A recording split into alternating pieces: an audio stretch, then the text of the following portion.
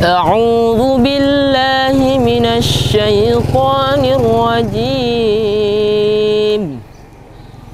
بسم الله الرحمن الرحيم.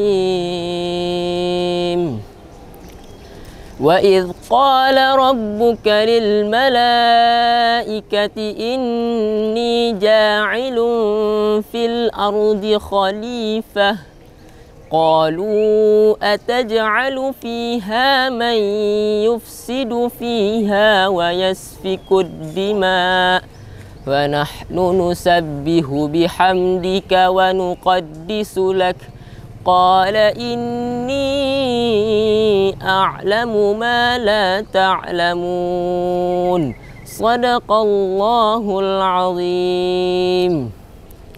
Assalamualaikum warahmatullahi wabarakatuh. Perkenalkan, nama saya Qoid Iqbal Ahmadi.